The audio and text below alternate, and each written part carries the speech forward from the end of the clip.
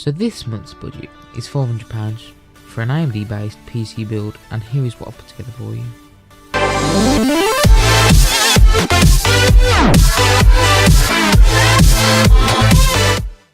Now while we have used PCPartsPicker.com to make all these PC builds, a link to this month's AMD build will be in the description. This parts list has been put together for people who like to start making YouTube videos or will be doing any type of media work or just general gaming. This is because I've used the AMD FX 8320E priced at £119.99 on PC Part Picker. The CPU is AMD's 8-core processor, factory clocked to 3.2 GHz and boost clocked to 3.8 GHz. But people on forums have said that some can be overclocked to 4.0 GHz and upwards. Now I will soon be upgrading my AMD FX 6300 in my PC to this one. Because of its 8 cores, it will be great for video editing and rendering, especially with my GPU enabled to help rendering in my editing software.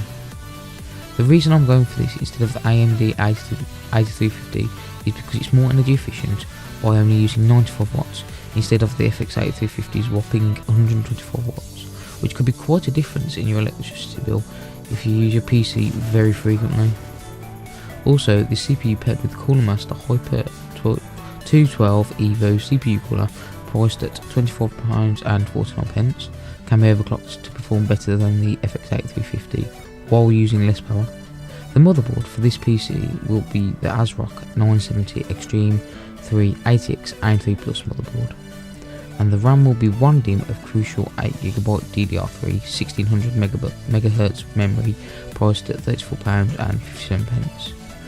The reason there is only 1 DIMM of memory is so that in the future you can buy another DIMM of crucial 8GB of RAM and install it into your computer without having to buy the whole 16GB memory kit. This will also help boost rendering speeds with the extra 8GB of RAM if you are going to be using this PC for YouTube usage, like making videos and just heavy usage games. The storage on the PC will be 1TB of Western Digital Blue hard drive, 7200 RPM, priced at £41.99. Unfortunately, due to the tight budget here, there can't be an SSD in this PC, but if you have £50 extra to spend, I would definitely recommend picking up one to put your OS on, just to make the general use of the computer blazingly fast. The graphics card powering this rig will be the Zotac GeForce GTX 1050 Ti 4GB video card priced at £129.95.